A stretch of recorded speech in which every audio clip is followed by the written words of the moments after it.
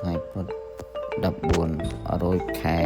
ទុតិយាសាទឆ្នាំមមីអត្តស័កពុទ្ធសករាជ2570ត្រូវថ្ងៃទី12ខែសីហាឆ្នាំ2026មកភាពជាចាតកាវត្តបางប្រា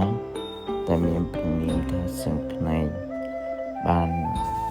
នាំពុទ្ធបរិស័ទទៅរើថ្មនៅខាងយកតៃខាងយកតៃថ្មអត់ស្គាល់ទេប៉ុន្តែដឹងថាខាងនោះយកតៃហើយនេះជាវីដេអូរើថ្មហើយដោយរើថ្មនឹងថ្ងៃទី12ហ្នឹងគឺបាន2ឡានតាមពិតរើ3លើកហើយប៉ុន្តែនេះជាលើកទី3បងលើកទី3ថ្មបានទៅចូលរួមហ្នឹងបាន2លើកលើកទី1បានចូលរួមទេហើយបរិស័ទហ្នឹងក៏ទៅរើមុនដោយសារអត់បានទៅវីដេអូខ្លះបាទហើយឃើញញោមតាសប្បាយទេតាសប្បាយតែខ្លួនឯងសប្បាយអញ្ចឹងសូមជាស្អីដល់ម្ចាស់ចង្ការផងបើសិនឃើញវីដេអូនេះអាភាពព្រមទាំងបរិស័ទនឹងទៅរើថ្មយើងទៅគ្រឹះ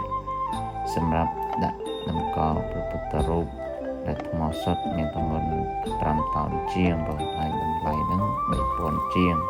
ហើយញាតិញោមបានចរចាថ្លៃទៅបានពីចុះសល់3000ជាងហើយ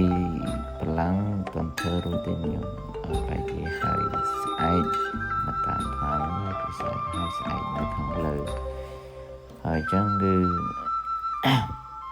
អធិស្ឋានគុណចាស់ព្រមទាំងញោមទាំងអស់មានកន្លែងណាខុសឆ្គងឬមិនសមរម្យអធិស្ឋានផងហើយក៏សូមអធិស្ឋានដល់ម្ចាស់ចង្ការដែលអាត្មា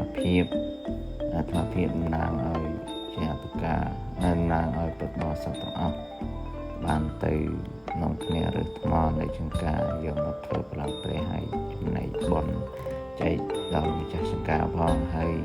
ចែកបុណ្យដល់ពុទ្ធបរិស័ទទាំងអស់ចិត្តឆ្ងាយក្នុងស្រុកនិងក្រៅស្រុកទាំងអស់ផងហ្នឹងយើងនឹងបានអនុមោទនាផង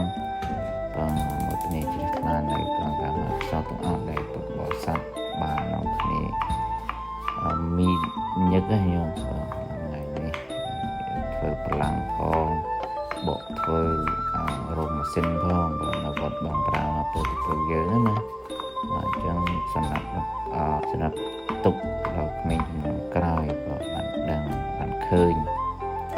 មួយចំនួនទៅមួយចំនួនគឺមានតែនេះសល់ចំនួន